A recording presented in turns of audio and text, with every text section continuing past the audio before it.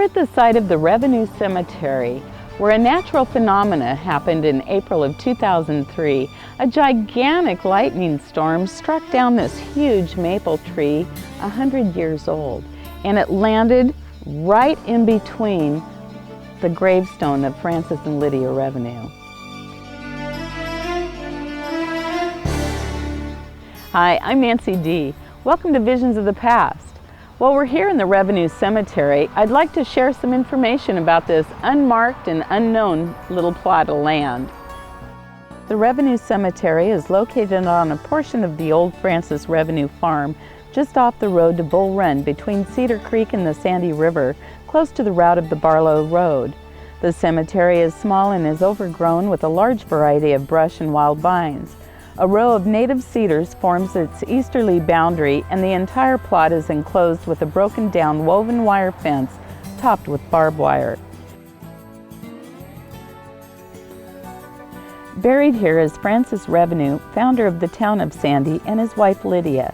The graves are marked with a single stone bearing the last name Revenue, and under it their given names: Francis, 1813 to 1909, and Lydia, 1828 to 1900.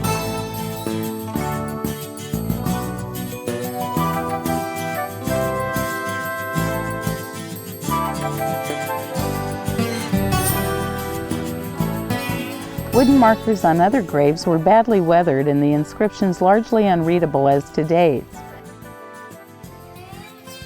In previous episodes, we reviewed the U.S. history and stories about the Oregon and Barlow Trail. Now we're into the 1850s, but we still haven't had any settlers. That's all about to change. The Revenue's arrival in 1853 was 20 years before there was any sign of the village of Sandy.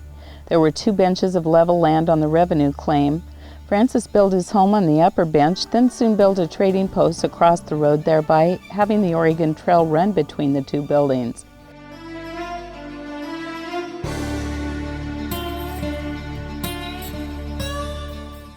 Sometime later, he built a toll bridge across the Sandy River so that wagon trains didn't have to ford it.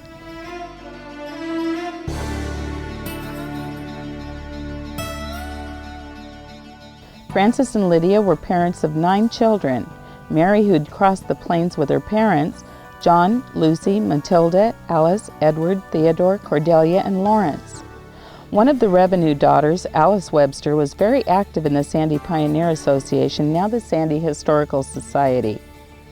At their meetings, she often spoke of the early days when her father had to go to either Foster's at Eagle Creek or to Oregon City for staples such as coffee, sugar, salt, and flour.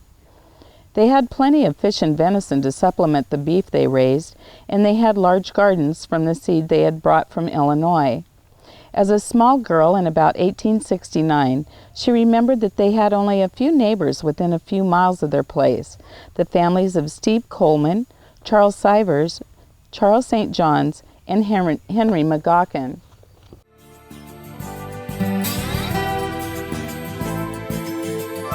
As the 9 Revenue children grew, there was a need for a school, so Revenue built a log schoolhouse on the lower bench of his property.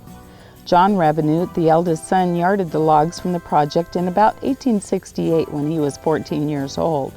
Egbert Noyes Olcott was hired to teach the Revenue children for 3 months of each year. Gradually, as other settlers came, their children also attended the Revenue school. The Revenue School District No. 6 was formed in 1870 and was used until the first Sandy School was built at the foot of Meinig Hill in about 1886. The Revenue's home, trading post, and school contributed the only central point in the vicinity, so it is no wonder that, for a time, the area was known as Revenue. However, this all changed on February 13, 1873, when Richard Gerdes opened his small store and established the Sandy Post Office, the first business building within our present Sandy city limits. From then on, the village that developed was always known as Sandy. Thanks for joining us, and don't miss the next episode of Visions, the beginning of Sandy. I'm Nancy D. with Visions of the Past. Bye.